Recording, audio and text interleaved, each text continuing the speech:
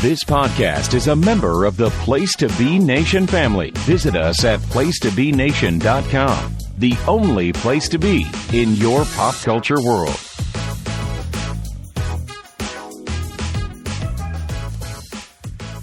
Place to Be Nation. Welcome back to another episode of Lady and the Beard. I am one of your hosts, Miranda, and of course, I am always joined by my fantastic friend, Kelley. Kelley, how are you doing today?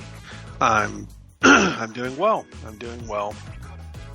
I think the weather change is kind of, I've been, my sinuses and everything have been kind of. Oh, same. I'm like, It was really bad 2 days ago. I woke up and, took a shower and I was off that day. So I was like, okay. So I, put on some lounge clothes and so I'm going to make some breakfast and my left eye was just watering the entire morning. And I was like feeling my kind of where my sinuses are. And I'm like, oh God, that's not good.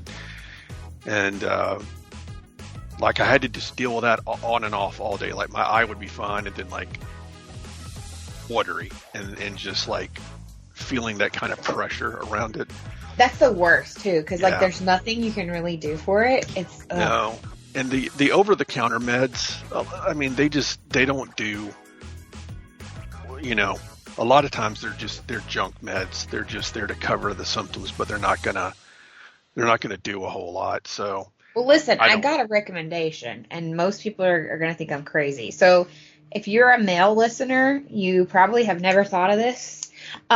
There are these face massaging, tool things, and I'm sure you've seen them. It seems like they're for sale on, TikTok store or whatever it is, TikTok shop, or I see Facebook ads, and I probably seen them because I am a female. But let me just say, You use this thing, and it has other, things you can do with it. Apparently it's supposed to help with, acne and scarring and stuff, but it has, this vibrate tool, and you just move it around. It has, a C feature where it fits the curves of your face, right?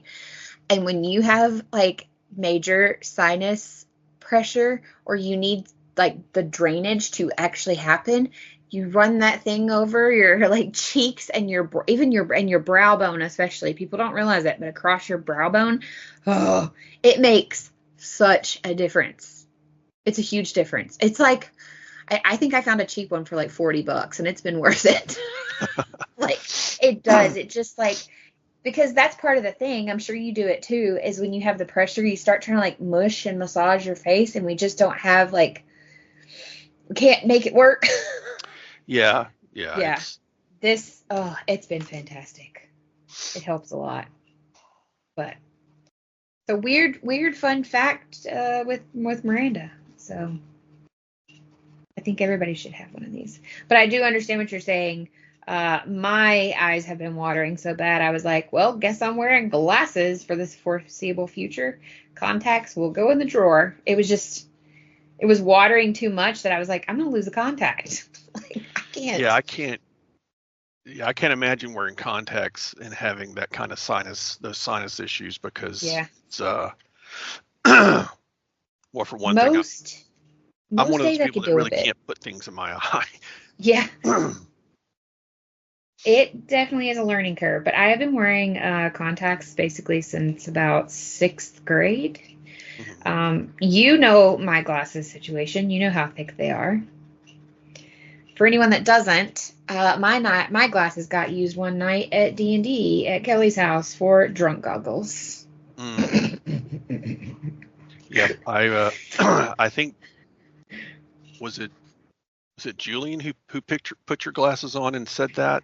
Somebody put him on first. Yeah, I think it was Julian put him on first, and he's like, "Oh my God, it's like drunk goggles." And he's trying to walk around, and I'm like, "Don't give me my glasses back. Don't walk around with them. If you break them, they're my only glasses. I can't. I drove here. I gotta get home." And then they ended up getting past her on the table, and you were like, "Holy shit!" Yeah, I think I was the last one to put them on, and I was like, "That's yeah."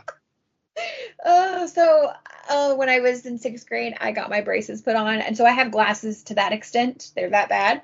Now my prescription wasn't that bad when I was in 6th grade, but it was still pretty bad. And my parents were like, she's like the tallest kid in class and she already wears really thick glasses and now we put braces on her. Let's help her out some. Yeah. So they took me to get contacts. And thank you, Mom, Dad. But yes. Is it finally cooling off in Alabama? Yeah. It's the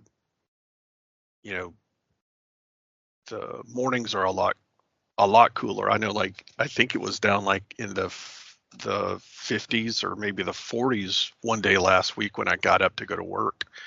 And nice. That's like, typical for here, yeah. 6:30, Now it warms up, but it usually gets up into the 80s. I mean, I think we're kind of past, at least, knock on wood, we're kind of past the 90s at least. And in the evenings, the temperature drop down. I changed the temperature that I was keeping on the thermostat in the house. And by changing it, just wanted from I was keeping it at 74 all of last year. I changed it this year to 75. And my power bill actually went down about $60, $70. So, which is nice. I mean, I'm on budget billing, so that, I mean. Oh, that's fantastic. That's just don't ever go off of it, Alabama peeps, because it's crazy. I don't plan to, because it's pretty much the way I've been dealing with my bills and stuff. We asked them once about coming off of it, and they were like, well, you can, but what happens is we evaluate your bill, and if this whole time you've been on budget billing, you've actually been paying less than we think you would have, we charge you that. And I was like, excuse me, what? You just randomly decide, like, you haven't paid enough, you owe us $1,000. Right. Never mind. Yeah, that's Alabama. We pay a premium for power. Oh, yes. And it's ridiculous, the way these companies can just pick a number out of the air and decide, well, this is what we're going to charge for kilowatt hours, and it's perfectly legal. Yeah. I mean, that's just the world we live in, unfortunately. The more I look at tiny houses and living off grid, the more I was like, God, I wish I could just afford to do that.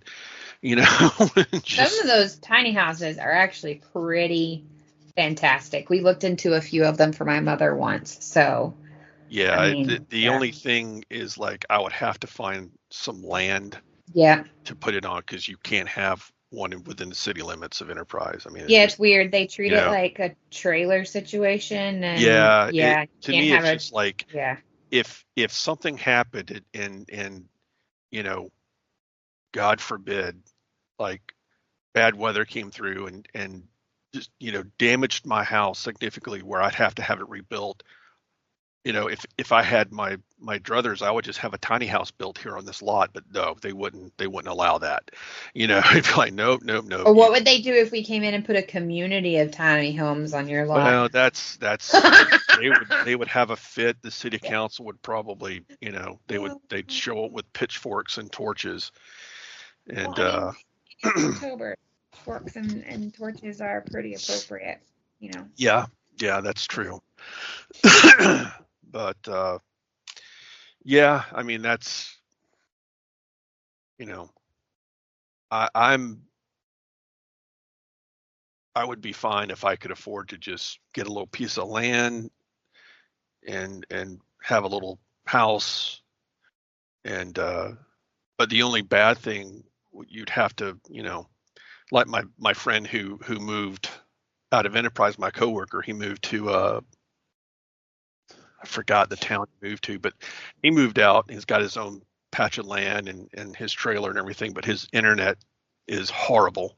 Yeah, my mom's is that way. She lives out in the county. I don't think I could live without that. So that'd be like the one thing. Like, well, okay, I'll. You're like, okay, guess I'm staying here then. Yeah. I kind of have to have my internet connection for survivability. Completely understand. Anytime we talk about moving, Caden's first question is, well, is the internet okay? So, Yeah.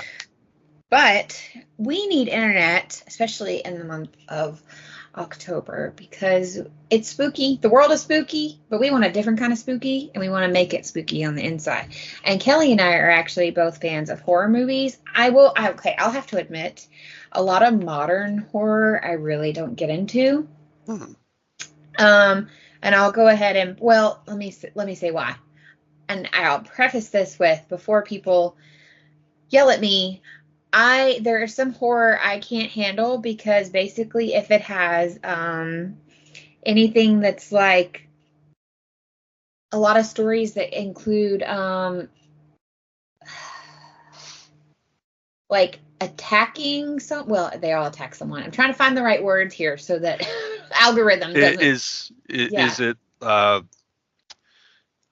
I know where you're going. I Yeah. think I know what you're. Graphic sexual violence for just the sake of it being there. Right, Like, right. I don't like.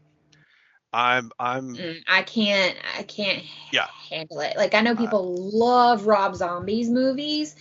I cannot. yeah.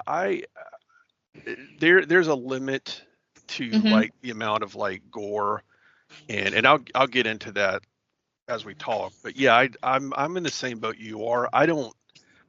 Uh, some people, they don't mind it, but it's one of those things like, Hmm. yeah, that's icky, and I just, Yeah. you know, And listen, I actually said something that would cover this as well for us. I said something on, Bianca and I do Bells with Books, and we have a TikTok, and I was watching a lot of creators make some really rude comments to people about reading dark romance, especially dark romance that mm, has like SA in it. And I yeah, think you saw my video, but for those that didn't, I ended up kind of defending the dark romance gals for a second, because I have a friend that I've known growing up almost my entire life. And unfortunately, she was assaulted by someone when we were much younger. And she does read dark romance with SA in it. And she said for her, it's a chance to like take back her power. Like, she's using it as a healing tool. So I would think there are probably also people in the horror community, which heavily overlaps the dark romance and book community in general, that probably are willing to watch things like that and have it as a different like tool for them.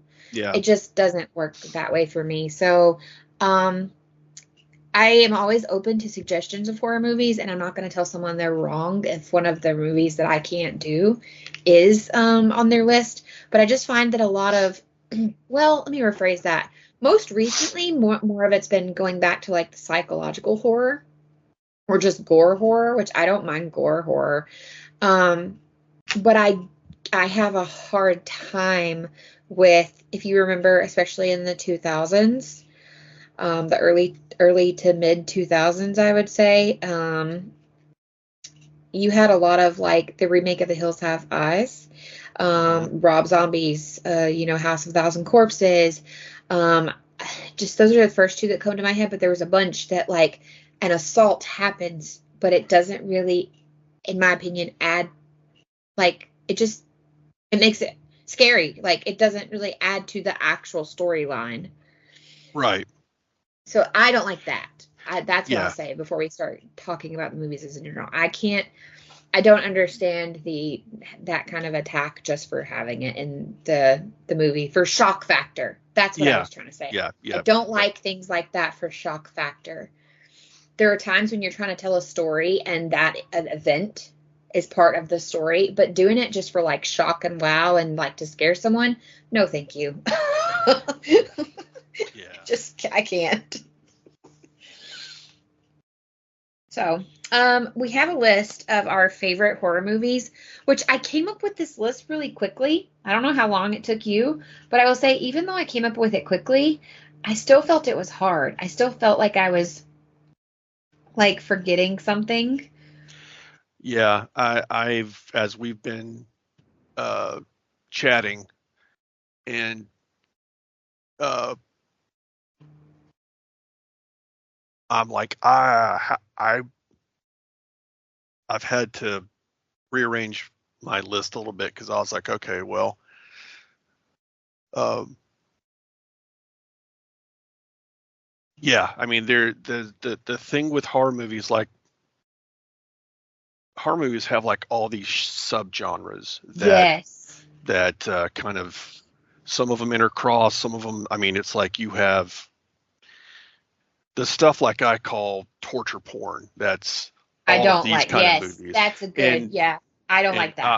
I will I will talk about one, uh, not in great length, but I'll just make a notation about it because it's something that, or I can talk about it right now. Yeah, I mean, if you want to go ahead and start with that, and we can actually talk about some of the subgenres as we go, because one of my, I mean, I think there's like comedy horror, and Hmm.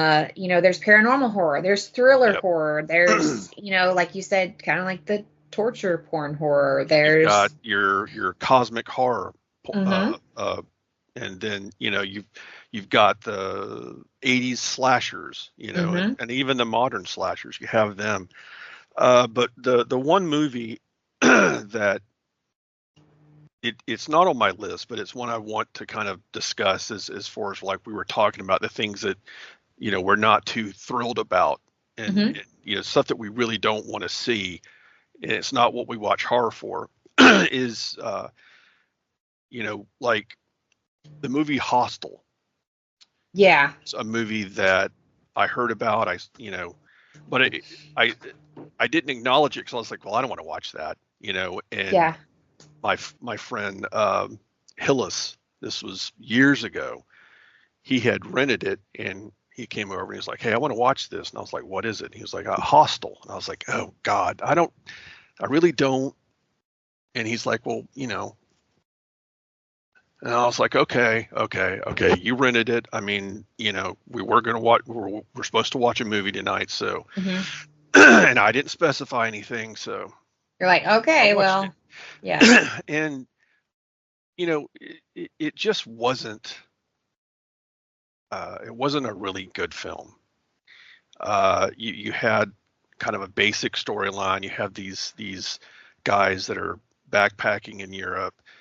Uh, I want to say that it was based, uh, in Slovakia. in Slovakia.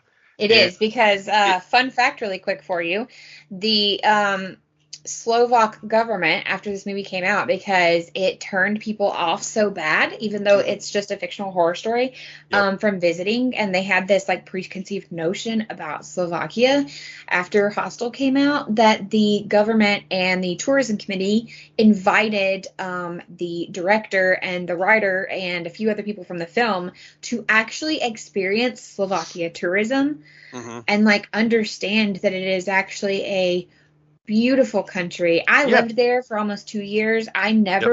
I had a hostel, two hostels around the corner from me. I Hmm. never felt unsafe. There were not bad things happening there, Yeah. but it's the power of that movie. People were terrified. So yeah, it actually Right. a small good thing came out of it, and that's that they invited people to be like, no, no, no, no, no, please, that is not what we are. Like, Yeah. I think so it would have been better if they just made up a instead of using an actual like place. It would have, Sokovia. yeah, Sokovia, like, in Marvel, that's Yeah. what I kept calling it when, because I couldn't remember, the name of it. So whenever I say, "Oh, you're over in Sokovia," and you're like, "Yeah, yeah, yeah, I'm in Sokovia." That backfired one time though when someone asked you where I had gone to, and Yeah. you said jokingly, "Oh, she and her family moved to Sokovia," and the person, I don't remember. Can, well, let's not call them out either way. I don't remember who it was you were talking to, but you told this to someone that is like a mutual acquaintance. Like they're not like a Hmm. close friend of either of Yeah. ours. And they Yeah. believed you. They were like, "Oh, that's so cool. She gets to live in Sokovia." And I was like, "Do people not know that that's a made up place?" Yeah. That Oh, that that was great. that yeah, I just thought that would have been better if the Eli Roth, I think is the guy Yes. who Yes. Yes. directed, would have just made up, because most people realize that it's fiction, and but others, they're going to reflect negatively, And you know, like I said before, the movie was, you know, just the basis of rich people being able to use their money to just do vile things to these kidnapped people. Yeah. And you know, I like I said, I don't mind gore. I don't mind the kind of Yeah, the same. because it's part of the story. But to me, it was just like that. I don't. Yeah, that's not. You know. That's a really good example for that, actually. I was trying to think of some when I was talking about it a second ago, but Hostel is a perfect example of like, no, thank you. Yeah. And this kind of leads me into like the whole thing about kind of monster kind of gore movies is Hmm. my top movie is John Carpenter's The Thing. It's one of the first movies Yes, that a I good remember one. seeing as a teenager. Hmm. I remember renting it from the video store because I didn't see it when it came out in the theaters at the time because I was too young and my Hmm. parents wouldn't wouldn't have taken me. And to be honest, I wouldn't have want to watched it because as a kid I was extremely timid and I didn't handle scares. I mean, I was just. But as I got older and I got to be a teenager, I mean, it didn't really bother me. I really enjoyed. I went out of my way to find horror movies to watch, and Right. but the thing was just a great movie. It was based on the Who Goes There. I forget who wrote the book, but it was kind of based on that book, Hmm. and it's just all around kind of a perfect who done it. And you know, spoilers, I guess, but it really had the what I remember was the paranoia of who is the thing because they eventually figure out that this thing can mimic other people and other animal or creatures, and but Hmm. it's mimicking humans now because that's, you know, they dug it up and it woke up and it's. And to me also it's a comfort movie. I've watched it, I don't know, a lot, Hmm. and it's one of my it's one of my favorites. I think um,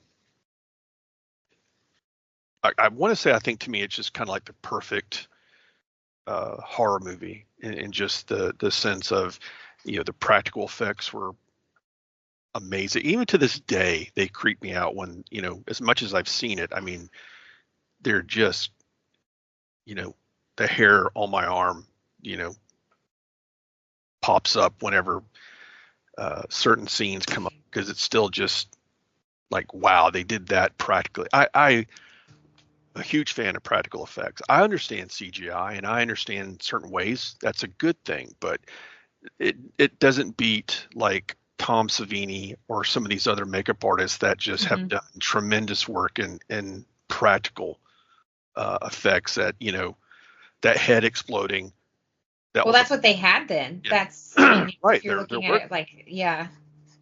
they didn't have CGI back then. That was Mm-mm. everything, you know. But yeah, the thing is one of the is my first movie that I wanted to just mention. So Okay. So I'll kind of stay in your vein for a second. Um, Mine was the 1935 film Bride of Frankenstein. hmm Boris Karloff, first of all, like, is there any better monster? I mean, no, I mean, you know, the guy really back back then, I mean, practical effects were, I mean, some of these guys really hurt themselves, you know, yeah. doing the kind of, you know, they really went through some pain in order to make these movies because I mean, they were all this wasn't they were just kind of pioneering these kind of special effects and the makeup and stuff, and they Hmm. didn't know, you know, okay, well, we're going to put this stuff on your face and, well, I don't know, you may have an allergic reaction to it, or it might burn your skin, or, you know, that Which kind of happened stuff. a Yeah, lot. yeah, yeah. But Yeah. yeah, I watched this movie young. And because to me, again, I think there's something to be said about some of these old school, like Universal monsters. Mhm. Um, Bela Lugosi, Vincent Price. I mean, things like that. I think there's just something to be said about those like old school, and the scare that it gives you is not what most probably modern day or people, younger people think of as like a horror movie, but it was. And I'm with you. It's kind of like a comfort thing. And even though I know what's coming, sometimes I'm still like, like Yeah. I don't know. I just encourage people, even if you're like, it's black and white, that adds to it. That makes it's a really fantastic watch for sure. So that's my first one. I mean, I've got, I may just jump and not really go down in my order, but the I'm not house in on order. the house on Haunted Hill with Vincent Price is one of Yes. mine Okay. that I really like to watch because, I mean, I know they remade it in the earlier mid 2000s, which that one's okay. It's yeah. I was gonna say, but the original just has some class to it and kind of some, old black and white horror movies still to me are just as viable as the color one, the color, the color movies we have, today. And Vincent Price was always one of my favorite actors from, because he did all kind of films. He did a lot of horror movies. And I found out just this year, which I don't know why I didn't know this, but he was gay. Yes. I did not know that, but looking back, I'm like, why didn't my gaydar go off? Well, because it was in a time where they very much had to not be. Yep. And they had to be a certain way. Yeah. So, I mean, I think that but it made me happy. It made me happy when I was like, well, good for him. I'm like, yeah. The guy just he's just one of those actors that was just eerie. And not in a bad way, but I mean, he just kind of carried that with him, that like this person's a little kind of spooky, or whatever. But the house on Haunted Hill, and even to kind of just briefly touch on like Alfred Hitchcock's Psycho. Oh yes. I almost put that one on the list. That one was really hard. I didn't put it on my list because it's like that one gets a lot of recognition, and I really wanted to go with like movies that maybe don't get all the recognition, but the House on Haunted Hill is my, it's one of my favorites that I check out every October, because I don't think, like, I don't have cable. I have, I don't know anybody that really does anymore. It's not worth it. And I don't know if it's on any, I mean, I only have like the Paramount Plus streaming service at the moment. I could help you find it, I'm sure. Yeah. I mean, I'm sure it's on on one of the streaming platforms, but what's another one of yours? So it's funny that you brought up that one and Vincent Price, because one of my other ones is House of Usher from 1960, which you've never seen that one? No, I've heard of it, but I've never seen it. So it was redone into like a movie or a television series by Mike. I was just saying his name the other day, Mike Flanagan, on Netflix. Yeah. And it was good. It was good. But it's based on a book by Edgar Allan Poe, who is one of my all-time favorite authors. Right. But this was made in 1960, and the main Roderick Usher, the head of the family, is Vincent Price. Oh, yeah. I knew that he was in that movie, but like I said, that's one that I will, though. According to the internet, you can watch it on Pluto TV, Amazon Prime. It's got some options. YouTube for Okay. $3.99. Yeah. So Yeah, I've got. I think Pluto is free. it So is. It is. I I will probably check it out then on Pluto. Um,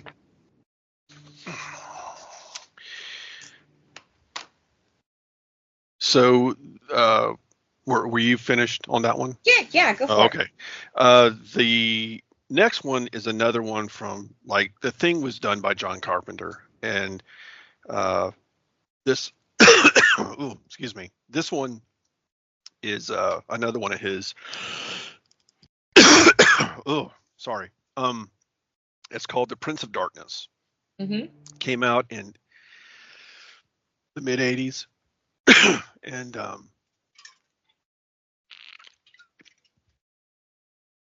okay, it's another one of my comfort movies. It's really I've watched it a lot. It the first time I saw it, I really didn't understand a lot of it. I had to kind of rewatch it a few times to kind of get the gist of what it's really a thinking.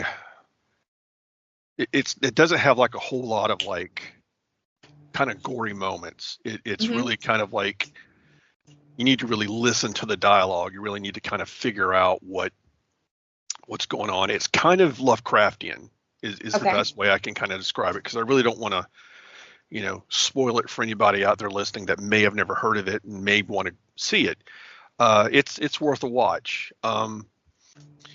Uh, the Thing, The Prince of Darkness, and In the Mouth of Madness is John Carpenter's Apocalypse trilogy, as he kind of referred to it, because In the Mouth of Madness is another kind of ode to Lovecraft, and it's actually not on my list, but it is a good watch. I mean, if you kind of had the time to sit down and watch The Thing, and then The Prince of Darkness, and then In the Mouth of Madness, you kind of get the idea of what was going on.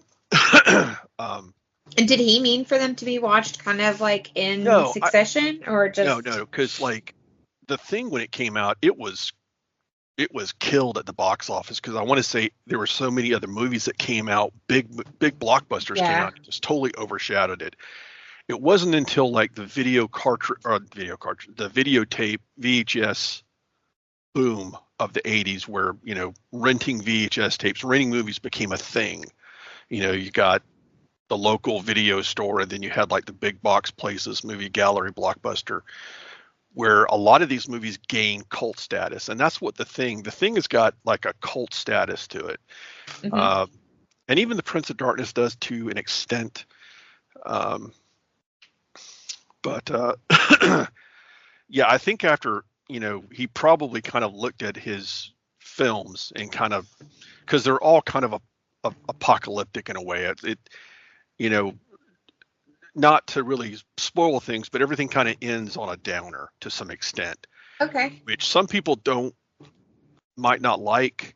I, on the other hand, I don't think movies always have to be, you know, the cliche or the trope is the last girl, Or happy ending, right? basically. And those are fine.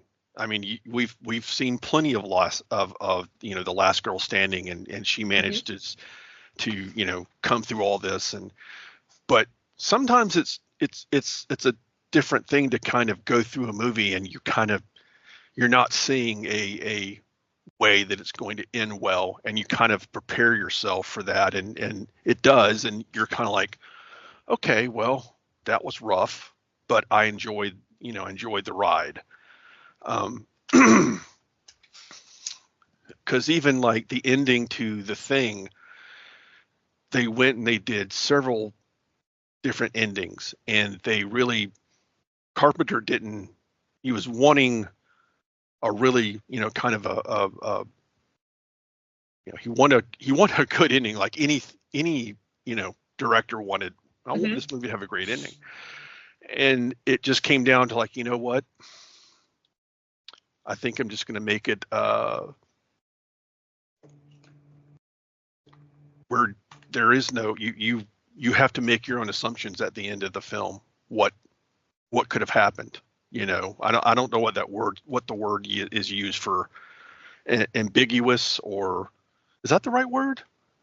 I mean, I think it could work for sure if that's, yeah. Well, I'm just that was the way the movie ended. Was you didn't know, you only had two people left, Yeah. and there was, they wanted to just leave it like, well, one of them could have been the Thing, or both of them could have been, or both Or of them could have none of them. survived, or yeah. So that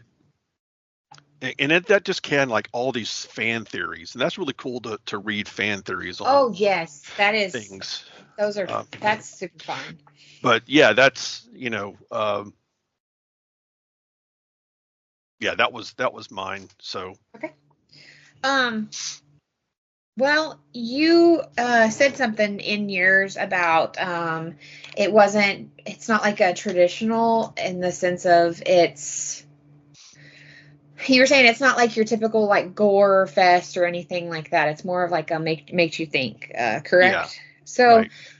I'll bring up another one then, because I'm not going in any specific order either. And this one is from actually, I think it's 2001. And it's one that in the end you go, wait a sec.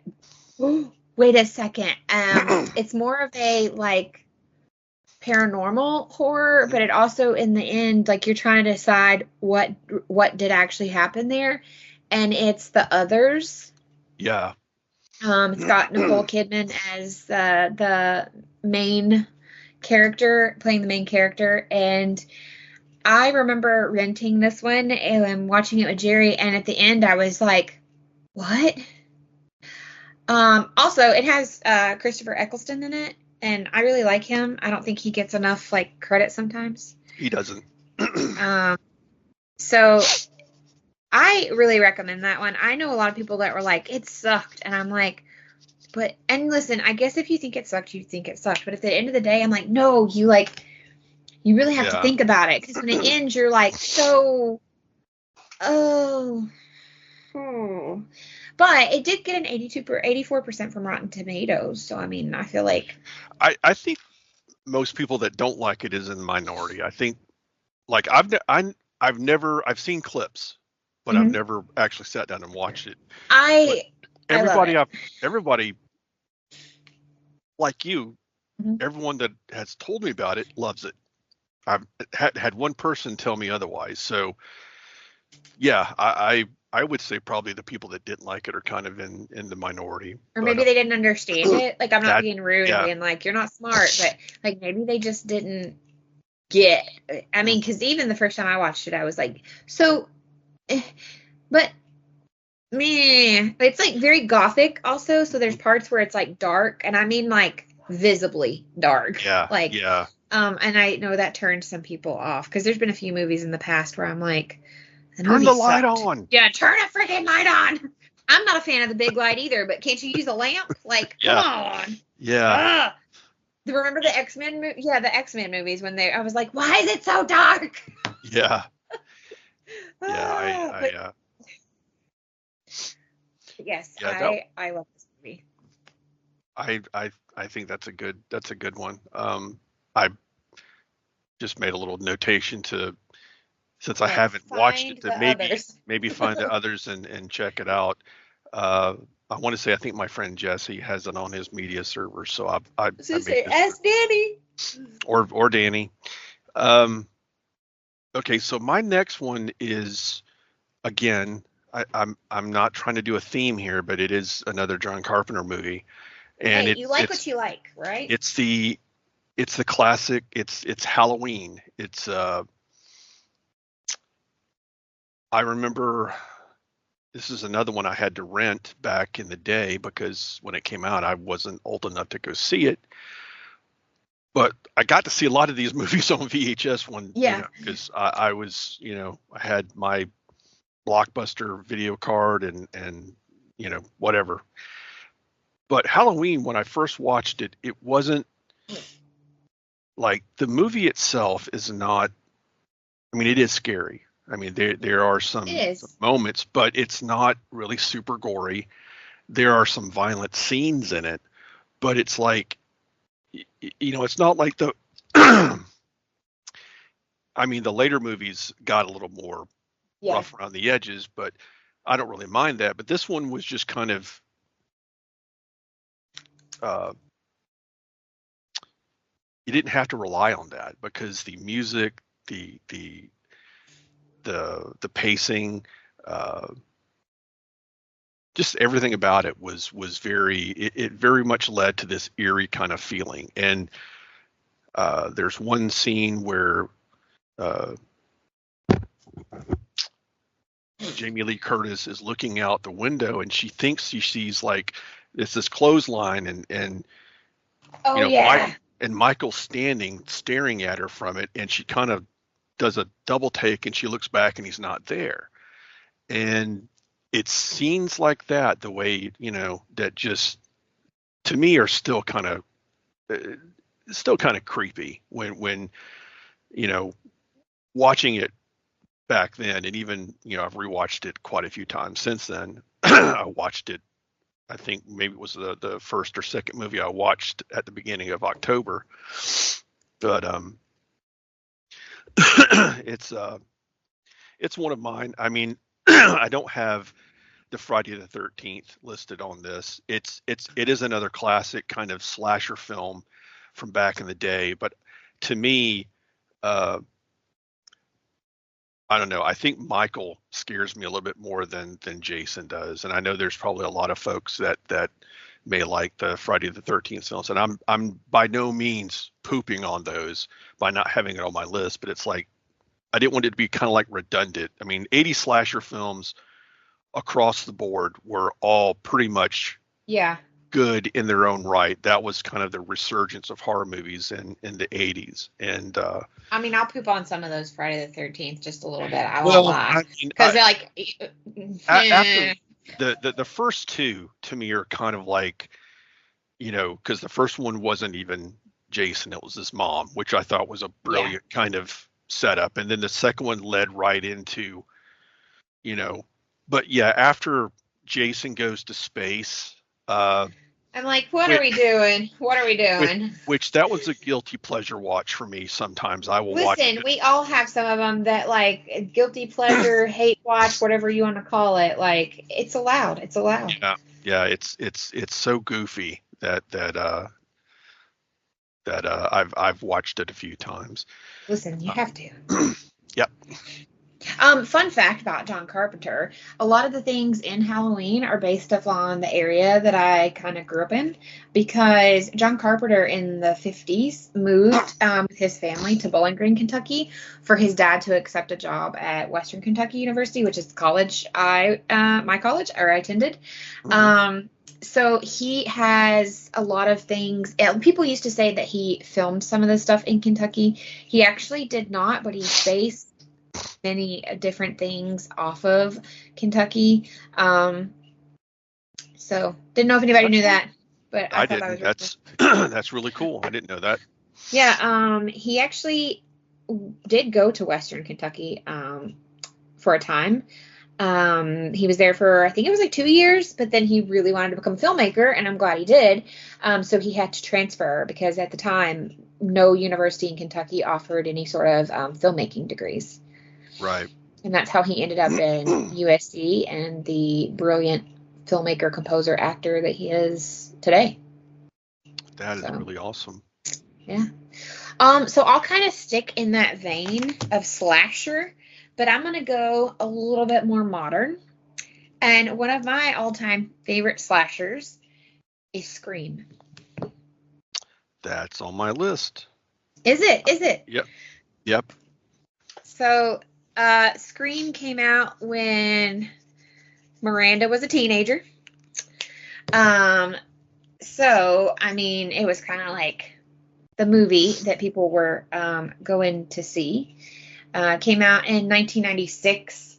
So I would have been 11. Yeah. So this is that time where, like you, I didn't go see it in the theater because I wouldn't have been allowed to. Like, I couldn't have bought a ticket, number one. And my parents, there was no way they were buying me a ticket to drop me off to see Scream. And this movie created my lifelong crush on Matthew Lillard and Skeet Ulrich. Mm-hmm. And I know we're not supposed to love the murderers. Well, but they do more things than be murderers, and they're actually in real life some pretty cool people. I've never got a chance to meet them, but Susan actually did once, and she got autographs for me as a birthday gift from Skeet and Matthew, which I think Matthew is a big fan of D&D, I think. He is. He has come out with his own little campaign thing, and he's getting in the, like, he's getting back out there, and I follow him now on the social medias, and he's fantastic. I love him. I've seen a few things that he's put out there, and I've liked him too, but I really kind of admire him, but just, being a good, one of the, just a good person in general, because I've seen a lot of con footage of him meeting the fans and really being active. Susan said he was like one of the nicest people. She's met several people at cons like you and I have, and she said he was on the list of one of the nicest people. It is sad sometimes when you stop and think that this movie was inspired by a real life serial killer, though. So it's like, ooh. Yeah, that the serial killer was in Gainesville, Florida, which is not from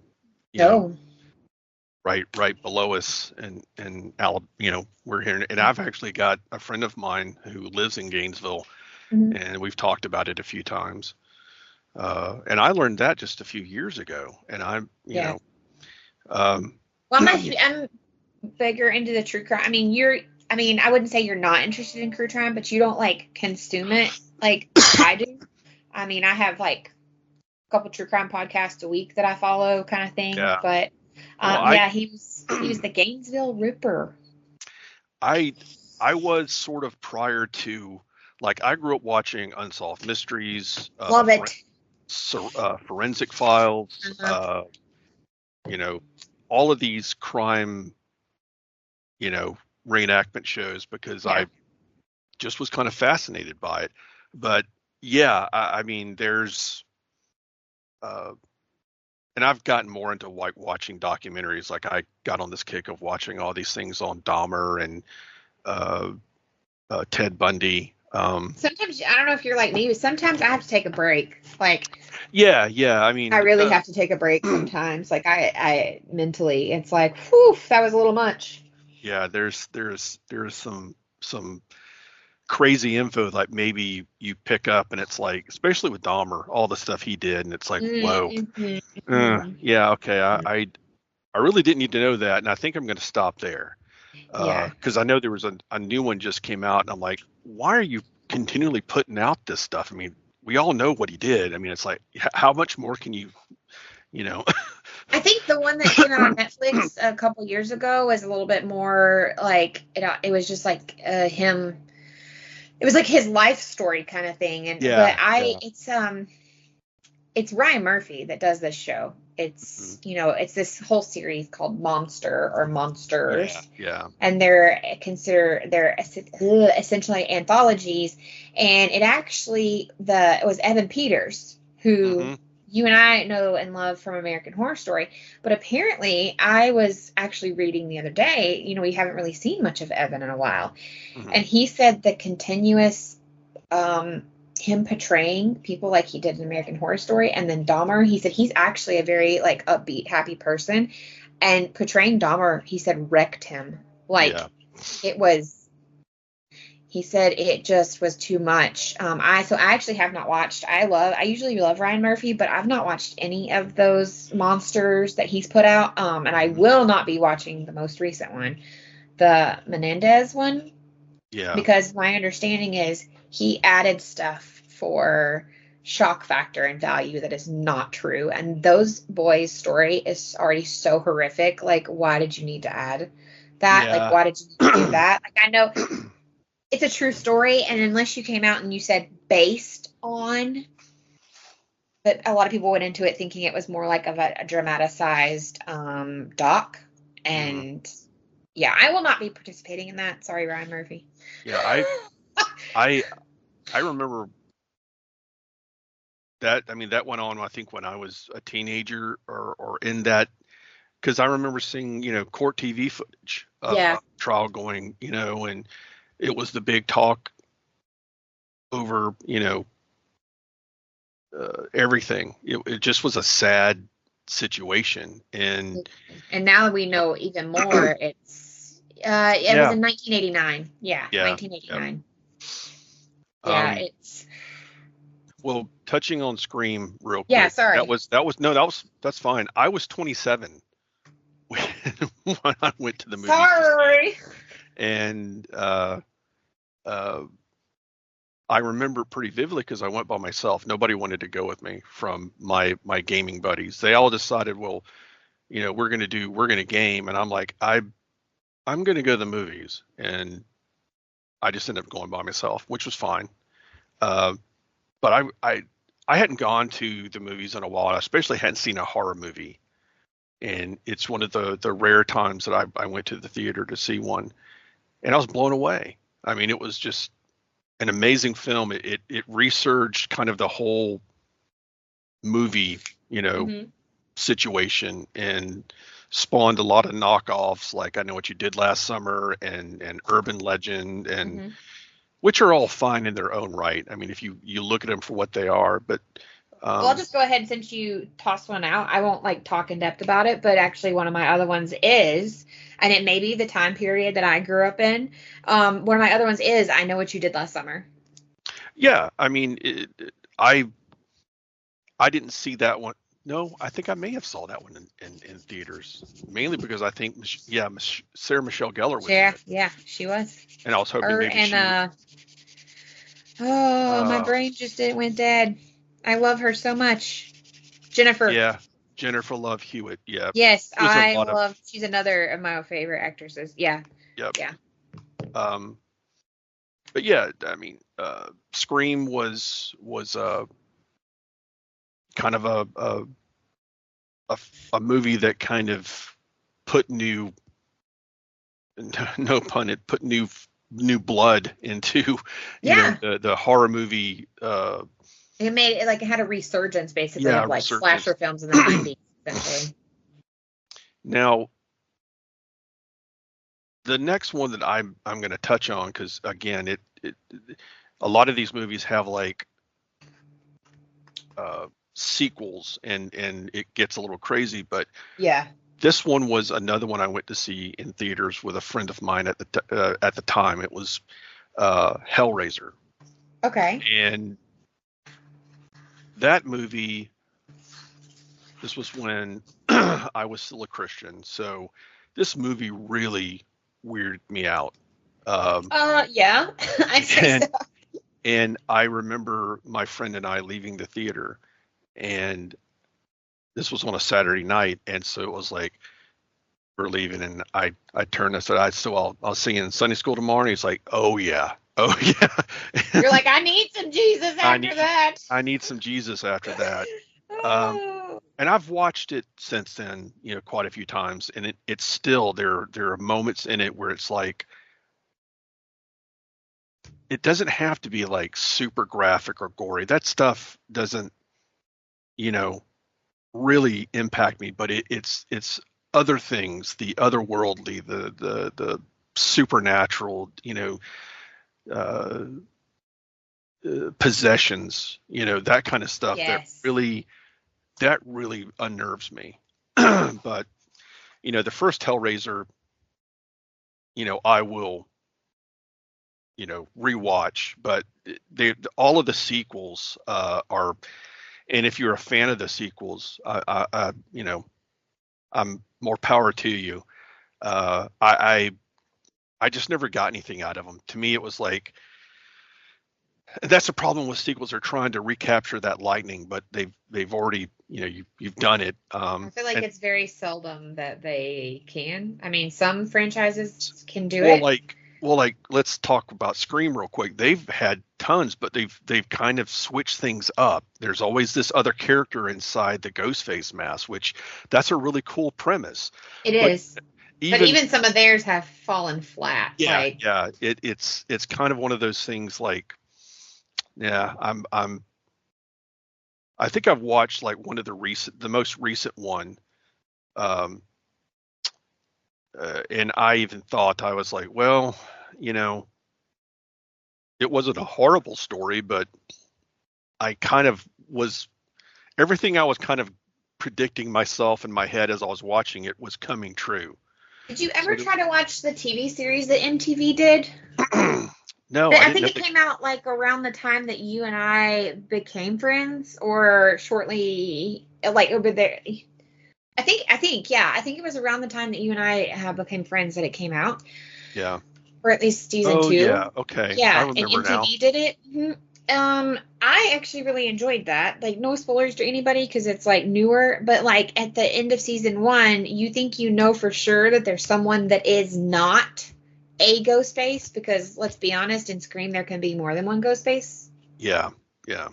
So you end season one confident. Okay, you've thought off and on through the season that this person is a ghost face, and then Hmm. you get to the end of season one and you're like, oh, they're not. And then season two is like, just kidding. And I really enjoyed that.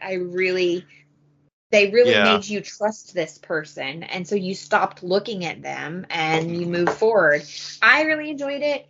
It is very teenager because it takes place in high school, like it's high school Yeah. kids, and but I thought it was good as far as Scream installation. You kind of remove it from, it's a little bit different of a story than our original. Yeah.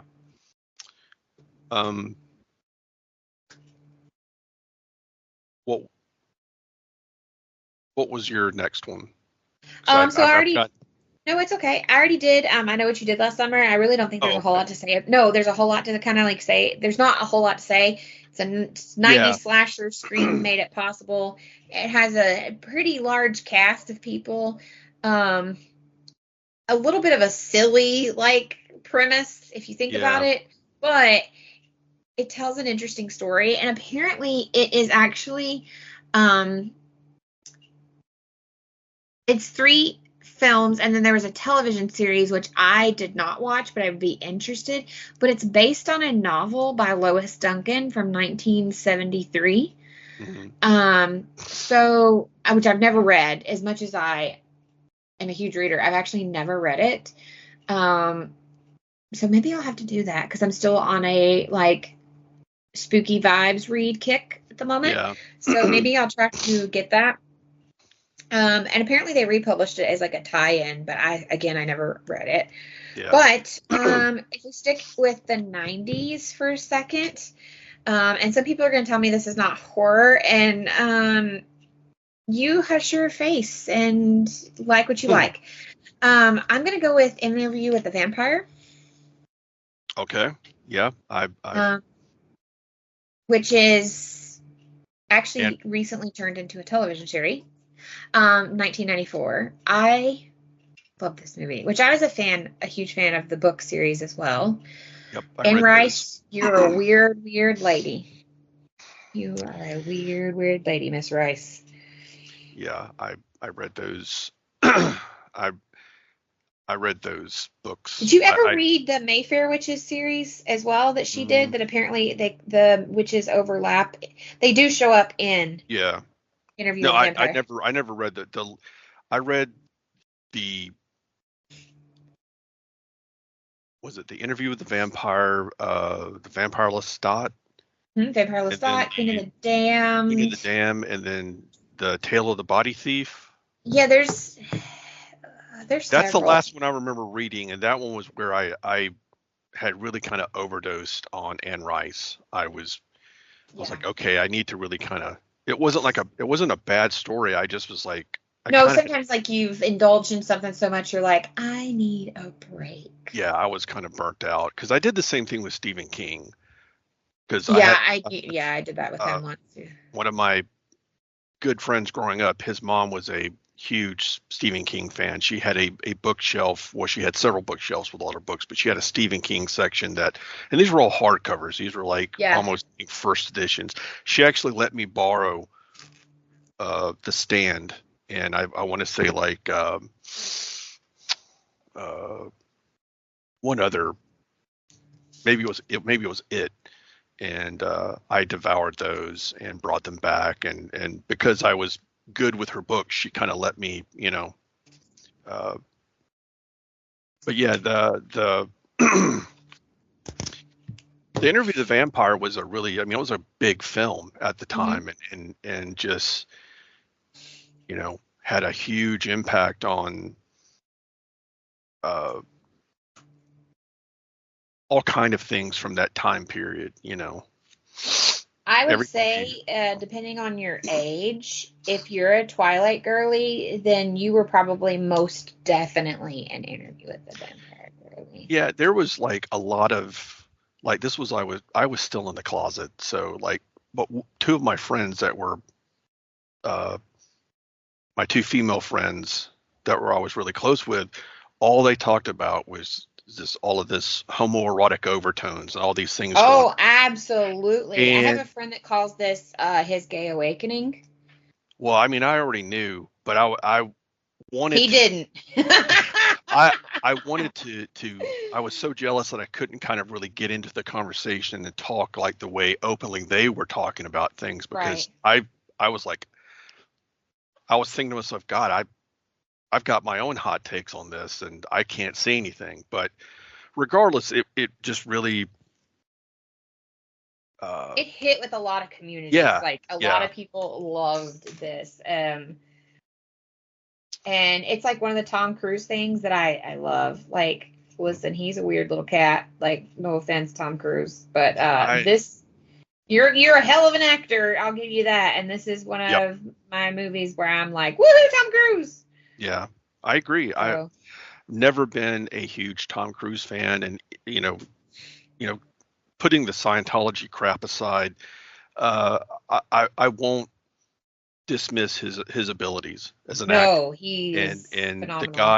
guy puts in 110% whenever he's on a Hmm. project and puts himself on the line because he does all his own stunts. So I mean, I respect him for being a really good actor and doing his craft justice. But To me, this is one of his. I would say this is one of his. He's done a lot of great ones, right? But this, to yeah, me, is one yeah, of his best. Like this is. I love this one. I love this a I lot. I Yeah. I do too. Uh, the next one I have on my list is the Blair Witch Project. And I was like this close to putting it, that one. Yeah. and the only reason that it's on my list is because of its notoriety, the way that it kind of like Scream kind of redefined, and it put found footage on It the map, did. Yes. and the shaky cam, which makes me nauseous. I remember Oh yeah, watching it I the first struggle. time. I had rented it, I watched it, and at the end of it, I felt I need some Dramamine. I need Yeah. something because I feel sick to my stomach. But I mean, the movie did legitimately creep me out, and Mhm. the last scene and all that. I was I because I did see watched this in the theater. I I I watched it at home. I was by myself. I think David was at work and Chris was at work. So I mean, and I did the whole thing. I turned the lights out. I had popcorn and I was just enjoying my. But I mean, it was creepy, and Yeah. it put to some degree the whole found footage and introduce shaky cam, which I'm all fine with found footage. Just leave off the shaky cam. Well, and honestly, it did something the world of immersion Hmm. because this town that they shot the movie in, they didn't tell the people around the No. town that this was like apparently from my understanding because there is a podcast that I listen to. I've been listening to them since like 2020 now. I found them because of I think it's a thing that turns out it's actually not real. Well, it is real, but somebody made up the one that got everybody worked up. But I Yeah. found them due to an episode about a Dybbuk box. Hmm. And they're called Guide to the Unknown. I think I've told you about them. They're a brother and sister duo, Will and Chris, or Kristen, Chrissy. they're phenomenal, and they love Blair Witch Project, and they have multiple episodes talking about different aspects, like the game and the Hunt a Killer Home game and the books and all the stuff. And I want to say on one of their in-depth episodes, they were explaining how the townsfolk that they shot this movie in and around, they didn't tell them they were shooting a movie. So when they showed up and started, questioning them about the Blair Witch, or have you ever heard of this? Like, it was like these people did not know that they were going to be part of a movie, is my understanding. Like, they genuinely thought they were telling, like, answering questions about what was a real legend kind of thing. And then the other thing that they did that they've never done before is this is a fictional movie, but Heather Donahue, the girl that plays Heather Donahue, that's her real name. Mm-hmm. And these missing posters that they hung and stuff like this, people legitimately thought this was real. They thought this was there were people, I remember in the 90s, like, because this came out in 99, I remember people genuinely thinking that this was some sort of docu-series about the last time that they were seen. Yeah. Heather Donahue has now had to change her name. She actually doesn't even own the rights to her own name anymore due to, like, some weird crap that happened. She had to change her name because of this movie. And that was her real name. And it is crazy. So it was this close to putting it on mine because, like you said, found footage, shaky cam, they're doing things they've never done before. Not telling extras that this is a movie, not, using real people's names. Like, it's weird. Yeah, it's a lot of things happened that was unfortunate to the actors who played in that. I mean, and this movie it was made for a song and a dance. The budget was really low, but it made so much money. And our main three characters apparently got paid like pennies. Yeah, they didn't really, get paid what they should have. It was apparently torture for people. I don't know. It's a fantastic movie, but, like, if anybody's interested in like major deep dives, I highly recommend Guide to the Unknown. They explain it so much better than I do, and in way more depth. Yeah, I do know that I did watch the Blair Witch 2 Book of Shadows sequel. That was, I'm sorry, was not. No. What was that? Again, it was because of the money that the first one made. They wanted to capitalize, and even I think the people that were in charge or that did the Blair Witch, they were like, no, we're going to pass on doing a sequel. So they got somebody else, I believe, to do it. So it was, it just didn't have anything really other than in name. It's just a cash grab. Yeah, they don't actually really, the Blair Witch really has nothing to do with it. No, I mean, it's just, let's capitalize this. Yeah. And it came out in 2000, so you have to also think about that. The first movie had only been out a year. Why are we making a number 2? Like, yep. Yeah, and there's the other thing really that catapulted the movie. The first one was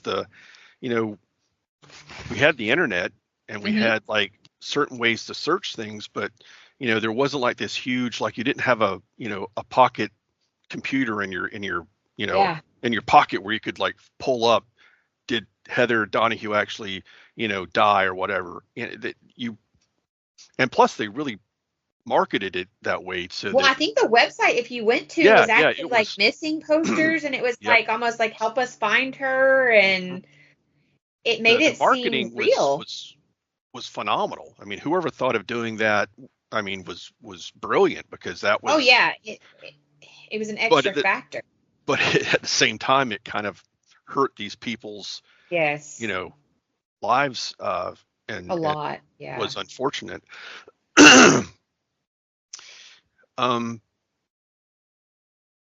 This movie I'm just going to mention because I don't really have to say a whole lot, but the 9th movie on my list is The Exorcist. And I think, if you haven't seen The Exorcist, um, it's worth seeing. I'm not talking about the current remake they did. I'm talking about the original. The original, Uh, yes.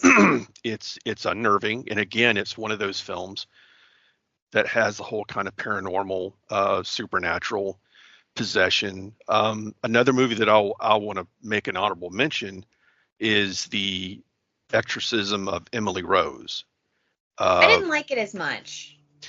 I the reason that I like it more is because the actress who I believe played in Dexter, um, all the kind of the contortion things that she goes through while she's Oh being yeah. possessed, she did that herself. That's not They had built a prosthetic to kind of do that, and they went and they told her, hey, we're going to do this. And she's like, I can do that. They said, oh, really? And she was like, yeah. And so they did that scene, and her screaming and everything. The director and the cameraman were both just they actually felt like she's possessed. This is not real. Yeah. She's just did a phenomenal job. I mean, these exorcism movies are all kind of in the same, you kind of know This what to one's expect. based off of a real story. The Emily Rose one is. It's actually from a story where we were living in Germany. It's the area is called Bavaria, and one of the main cities that it includes is Würzburg. And so the young lady it was about was actually from Bavaria, and then she went to college for a while in Würzburg, which is when a lot of this stuff started happening. The sad thing is they now think she actually had a disorder called Geschwind syndrome, and that she actually wasn't possessed. And what happened to her is horrific. She ended up dying. Like she was, She had all these ailments that she couldn't. They didn't understand. They came out of nowhere because she was like a normal child, and like. And it's sad because she was just starting her college. She was in the next chapter of her life, and she had a boyfriend. And was, like, doing really well, and like it's so sad. Yeah, it is. And I remember the first time I watched it, it was like really hitting all the marks. Maybe that's why I didn't. Now thinking about it, maybe that's why I didn't like that one as much, is because I know what actually happened. To, her name is Annie Elise Michael. Yeah, and maybe that's why I. If you look at The Exorcist and you put The Exorcism of Emily Rose, you put them together, there seems to be like more of a realistic tone to The Exorcism of Emily Rose. The Exorcist is just kind of like a punch in the face. It's like. Do you think it's so scary to people like us because we did grow up in church in a Christian background? 100%. For sure. As growing up as a Southern Baptist, all this stuff was, to me, I mean, my parents didn't like me watching horror movies. They didn't tell me I couldn't, but I mean. Oh, my mom forbid Exorcist in our house. It terrified her that much. Well, like I had my own VCR at the time, and I could rent movies. So I mean, if I was going to watch something, if I was going to watch something scary, I would usually wait for the weekend because my parents were always gone. So I just, me and my friends just piled up and watched whatever. But all of those movies, and here's one more. I'm going to put in that same era is the Rosemary's Baby. Yes. That came out. This was a movie that I've only watched twice. And the first time I watched it, I was like, I'm never watching this again. This movie freaked me out so bad. And again, it's just about, this child is it's in the same vein as the Omen movies, where you have. Oh, that's on my list actually. There you go. Perfect. the Antichrist. Mm-hmm. This kid is pure evil. Um, that kind of stuff back in the day would just creep me out, and it's not.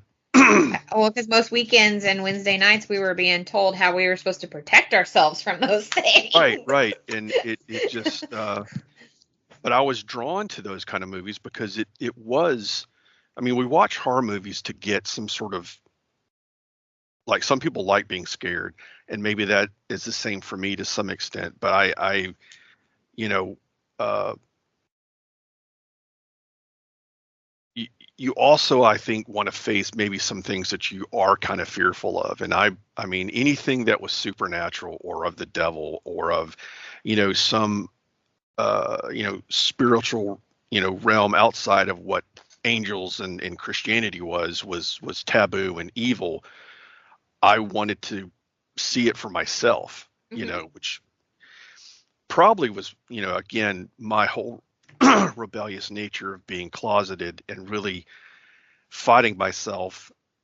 you know uh I mean, everything for me comes back to uh fighting basically religion and Yeah. trying to make me conform um to their way of living. And horror movies were kind of like that when like all of these movies like The Exorcist and Rosemary's Baby, and they all had that kind of, the supernatural, I guess, is the best way to just put it under one envelope Yeah. or one umbrella. Supernatural stuff Demons and still, devils yeah, and things that we've been told to be scared of our whole life, essentially. they they creep me out. They don't so much anymore. I mean, I still Right. kind of, there are a Oh, few some things. of them still creep me out. Yeah, yeah, yeah. I mean, there's some stuff that still kind of. I mean, I still want to be tested, um, but um, and my last movie is one that I initially didn't really like, but I went back and I watched it. Is the original Saw movie, and that kind of goes into kind of the whole torture. Uh, Yeah. but to me, that movie again was kind of a new spin because you didn't have like a Jason or a Freddy, or you had this person putting these people through, testing them in a But it's way. like they had to, but it was a test, and but they Yeah. had to basically. I think the reason I don't have the first one on my list because I don't love that series, Mhm. and I kind of lost me after. I think it was after like two. I was like, okay, I'm done with this. Um, Well, I've but I've watched all of them. I I have not. found I them. won't lie. I have not. No. Well, the reason I watched all of them was because of the Hello Sydney podcast that I talked to you about earlier, that I Yeah. started listening to. She was talking about them and the fact that all of them are intertwined and kind of, they're connected. They are. Yeah. And They are. and once I sat down and I think of the span over maybe a week, I'd watched all of them and was kind of making little notations about things. And even if you kind of get past the whole, what's the what's the trap of the movie, because there's always these more elaborate traps. If you kind of just kind of bypass that and kind of look at what the story's going on, and it's actually not bad. See, that's what I was about to But say. I think but people forget there's an actual storyline. There's but it there's a reason for all of this. but it is tough. I mean, for people that don't like, I necessarily, like I said, with the hostile things, I don't really like Yeah, I don't like that kind of stuff. But that. um, I can accept it if the story's intriguing and it's Hmm. not, you know, a lot of these people have like, uh, some of them are not the greatest people in the world. Some are like, they're trying to kind of be a better person. Yeah. And it kind of has all these different factors. It's not anything like, I know that the new fad, or no, I shouldn't say fad. I guess the new hot horror movies now are like the Terrifier movies, and those things are just straight gore. That is just straight, Yeah, I I mean, watched. he's even pretty terrifying. I mean, Yeah, I watched the first one, and that was enough for me. I was like, oh God, this is what. Oh, yeah, okay, I get this, And again, to the folks listening, if you love those films, I get it. I mean, yeah, that's they're cool. that is absolutely your thing, and Hmm. stay with it. But I was like, yeah, this is not for me. At least, I mean, I got through the first film, and I've heard the third one is like completely. I mean, it Yeah, it's out just in theaters now, I believe, actually. Yeah. yeah, they ramped it up. Um, In a good way or a bad way, I don't know. well, I want I to say, genuinely am asking. I it's don't know. like just trying to, push the envelope, I guess.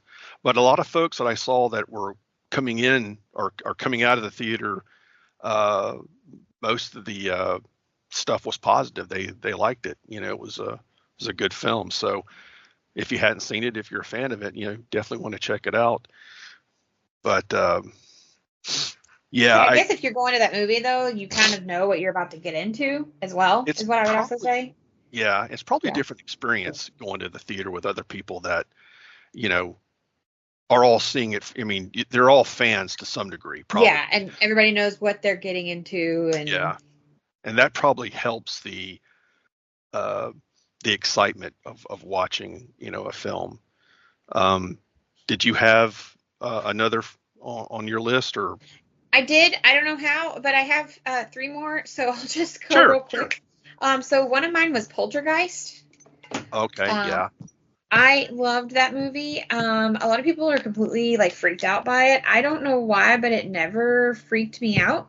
I mean, there are some facts I learned about it later as an adult where I was like, oh, that is pretty creepy. For example, in the pool scene, those are actual skeletons. yep, yep. They're real.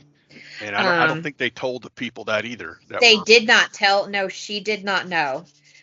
She did not know. But listen, her screams were pretty real, so I'm like, okay.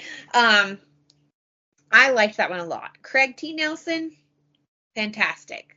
mhm. Um, I think that came out in 82, so I didn't see it till much later because I was born in 85. And I think it's when I even like snuck and watched, like in the early 90s. I don't know why it didn't scare me, but it didn't. And I just really like it's very like nostalgic, I guess. Yeah, Another like really nostalgic, some people are probably going to tell me that's not horror, but actually it actually is if you Google it. So, following in the like 96 vein of, this is more like, again, Skeet Ulrich, sorry, but The Craft. yes. That I Um, mean that's horror. it, I it actually almost is. thought It's about actually, putting. I came close to putting that on my list, but I'm glad you did. oh, it's one of my favorite movies, like, period. Um, it's Fairuza Balk, Hmm. like hands down, like absolutely makes this movie fantastic. I mean, Nev Campbell is great. Again, she's at the height, thing. This is her popular time. Skeet Ulrich, his popular time kind of thing. But Fairuza Balk brings out the crazy. Like, Yeah. she is fantastic in this movie. And then the last one I had is actually more of a horror comedy. I rewatch this movie all the time. It is a comfort watch. It is, what year did this come out? I have to look. It's a 2000s. I know that, but I just can't remember. 2004. We have the British masterpiece Shaun of the Dead. Mm. Yep. Yep. This movie, those two together in general, Simon Pegg and Nick Frost, are just hysterical. There a few other movies they've done that are like horror comedy as well that I really, really love. But this one is the first one of theirs I had ever seen. This is the first time I'd ever even seen them together in general. I think they'd done other things, but this was like my introduction to the two of them. Yeah. Um, and to me, it holds up. It holds up. So Yeah. I think those are all, I mean, noteworthy. I think I have like my Lovecraft homage quick list, and these are the ones that I have watched that are really well done. I'm really not going to go into any big detail, but the one of the recent ones was The Color Out of Space, which had Nicolas Cage. He was the lead in it. Really good. It's based on a Lovecraft short story. Um, who I'll Nick just Cage does not get enough credit for. no, he doesn't. And I was just going to say, like, if you're interested, or if you're a fan of Lovecraftian stories or cosmic horror, which is, like we've said, is a subgenre of horror movies, it's worth watching. Another one is when I had my Netflix account. It was called The Ritual, and it's really, really good. The Void is another one that I think you can watch that on Tubi now, but I think I saw it on Netflix as well. And then this one I watched last year for the first time, and I didn't really. It had Kristen Stewart in it, and you know, I'm not a Twilight person, and I'm not saying any negative. I know you are, but I mean, those movies aren't great though. Like, most of us will be honest with you, those movies aren't great. But I like Kristen Stewart. I mean, and it's called Underwater. Now, when I first watched it, it just seemed like one of those, like if you've seen like Leviathan or Deep Star 6, which were two 80s underwater horror movies, I just thought it was going to be your typical creature feature, Which, listen, a good creature feature is fantastic. Yeah, but it turned out to have a lot of Lovecraftian themes to it that kind of like, wow, okay. And it's kind of become one of my favorite movies. I will say, adding to this, I don't know if this is another Stephen King movie adaptation, but I've only watched it, I think, maybe twice, and the second time I just wanted to kind of take more of the movie in. Is The Mist. Yes, and it's very good. Again, not going to spoil it, but it's really one of those films that it's one and done. You've seen it, so you kind of know, like, it's like, I mean, some movies you watch once and it's like, okay, well, I'm good. But the guy who was involved with it was Frank Darabont. I think, yeah, he directed the first season of The Walking Dead, and had a lot of the same people that were in The Walking Dead were in The Mist, because he kind of hires the same people. He kind of, has like the whole. He's very much like Ryan Murphy. He likes what he likes, and he knows he's going to get the good performances. So why step outside, and get anybody else? And really, I mean, that's, we could have gone on a lot longer. And I think, as I say, I think you and I could talk about horror movies forever. Yeah. I mean, there's one movie I have that I'll just mention, just because it's an 80s movie. It was called Night of the Comet. Again, if you haven't seen it, it's kind of worth watching. It's kind of it's kind of like a women in power. Well, they're playing teenagers, but I mean, they're both adult actresses playing them. But that happens a lot. They're very women not being, not letting the man hold them down. Right. And not, it's like one of the first movies outside of Aliens where I saw, the female protagonist not taking shit and not having to be rescued so much, She's not a damsel in distress. She's saving Yeah. herself. Yeah. But yeah, I mean, horror movies, like I have a few, like I said, are comfort movies. I think my favorite genre is sci-fi and horror. I think those two are the, if I had a choice to sit down and watch a type of film, it'd either be sci-fi and horror, which those sometimes intersect. They do, yeah. Just off the top of my head, Event Horizon I just watched again. Really, really good and, messed up. Yeah. But yeah, I've enjoyed this episode. Like I said, I think, we just kind of scratched the surface. Which I think this could, even though like spooky season is about to be over, I think there's no reason why we can't continue this. I'll go ahead and tell everyone, Kelley and I are huge fans of American Horror Story, even if we are like a couple seasons behind, because these most recent seasons we've just been like, about even watching.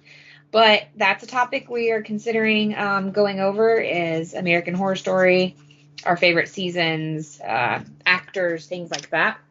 Yeah. And probably have more horror movie discussion. I did want to ask you one quick question because I feel like everyone that is part of the horror community has one of these. And that's, do you have a movie that is considered horror that you watched one time and you never watched again? And it wasn't because you were like, oh, I didn't like that. I mean, is there a movie that's ever bothered you, and even for like a weird reason, that you're like, definitely not doing that again?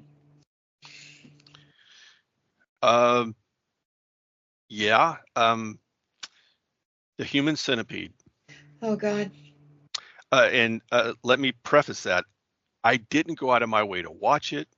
Again, I don't think most people that have watched it went out of their way to watch it. The same friend who had brought Hostel over had rented that, and again, I should have learned my lesson in saying, okay, well, we're going to do movie night. Just pick a movie, and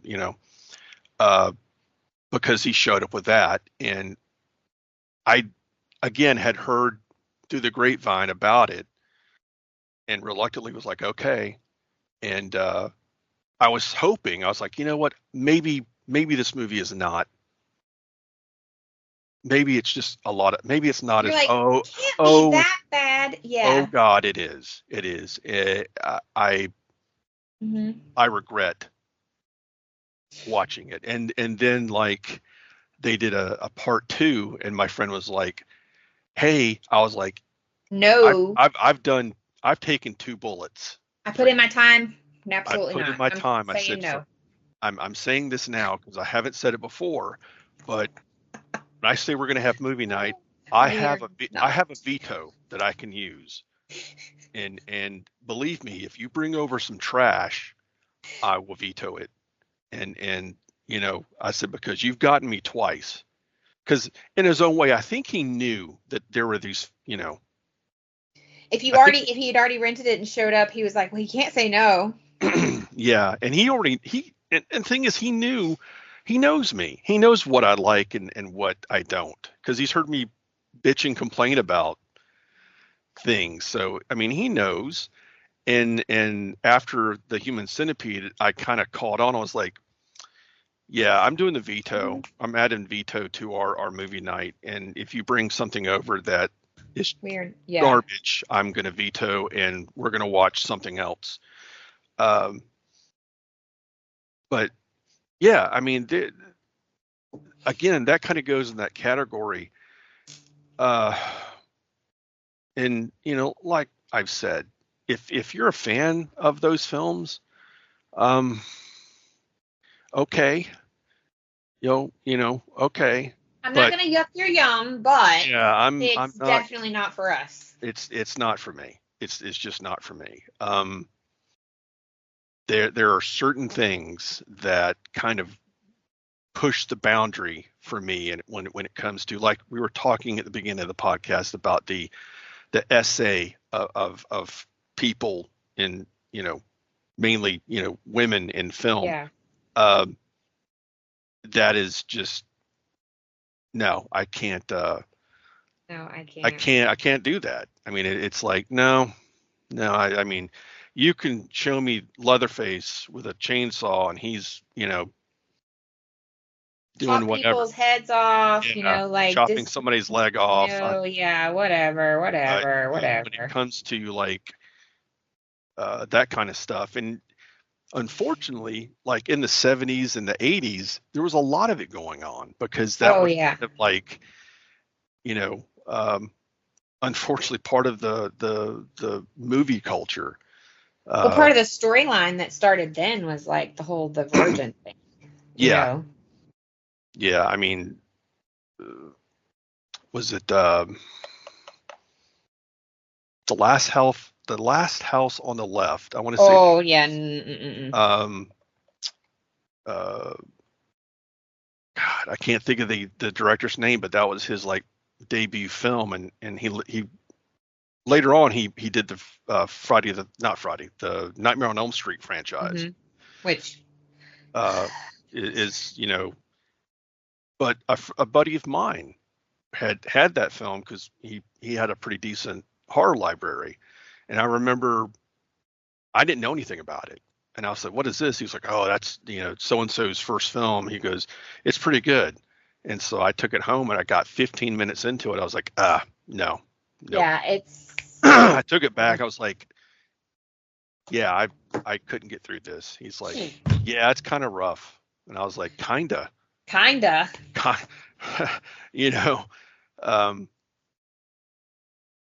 that's just because, for me, I watch films to kind of be taken out of my situation. And when you do stuff like that in a film, that's too close to like the reality of our world. What happens? Yeah. And it's real. I don't know. It's just something that I'm just not. I don't need to see it. I mean, a guy running down with a machete, whatever. It's not meant to make light of some of these like slasher films because, as we've said, some of them have been based on real life stories. But there's something so comical about some of them too, especially like how slow. I mean, we've all talked about how slow does Michael Myers walk? Like, how possible is it that I know what you did last summer. The guys are things like that. Like, there's actually some aspects when you're like, that wouldn't even be possible kind of things. So I think that's what makes it different. But when you bring something, sorry? No, I was just going to say, how many times can the female protag fall down? Right. Like, how many times do they go, there's this barn, let's go get in? And when they pass a car, and I'm like, why is not everybody just getting in the car and just driving away? Like, there's some aspects that are comical about it. But when you include things that are just too close to real life, which, makes me... People laugh at me when I tell everyone the movie that I watched one time, and I will never watch again. And I tell them because it is too close to, like, real for some people. And then they laugh at me and they say, Miranda, that's not real. Believe what you want to believe. I believe in ghosts. It's The Sixth Sense. That one really stuck with me for such a long time that I have seen it one time.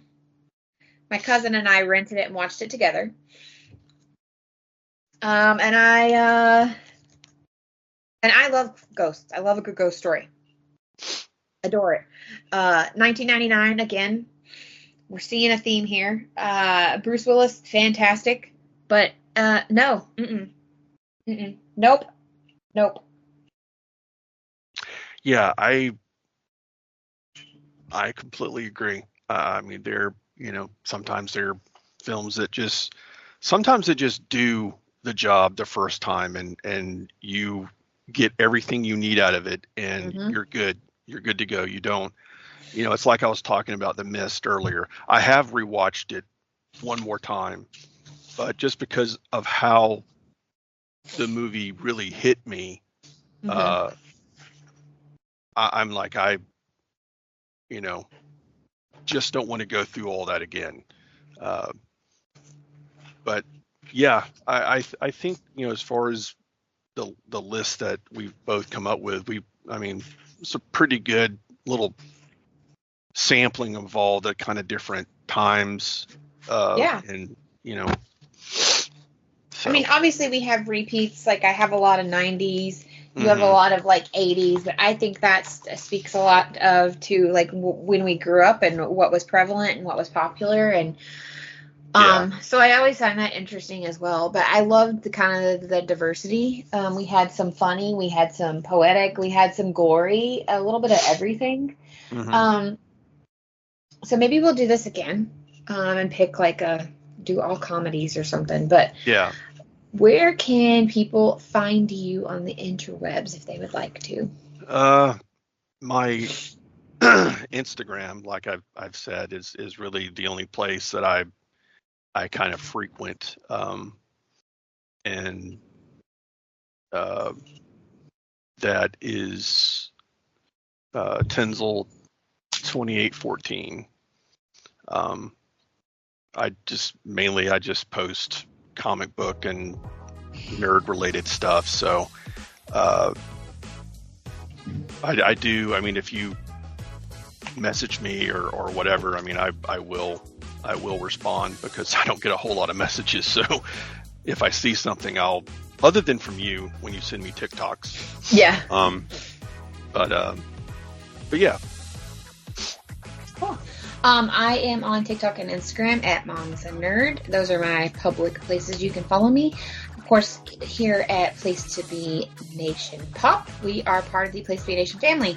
We have a website you can check out where it links all of the different podcasts that we offer across our feeds. There's articles, and in our Place to Be Facebook group, we currently have a tournament going on where I'm calling it Cartoons of Our Youth. We're going to decide who everyone thinks is the best cartoon. There's been some tough choices lately. We're starting to get down to the harder hitting matchups. So if you'd like to join us over there, please do. Of course, check out the feed and see what other shows you might be interested in. I feel like there's really something for everyone. We have pop culture, we have sports, we have a whole feed dedicated to wrestling.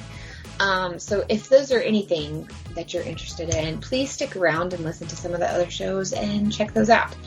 But we hope you have a spooktacular rest of the month, and you enjoy all of the popcorn, caramel apples, pumpkin spice, whatever in your life while you enjoy your favorite Halloween movies.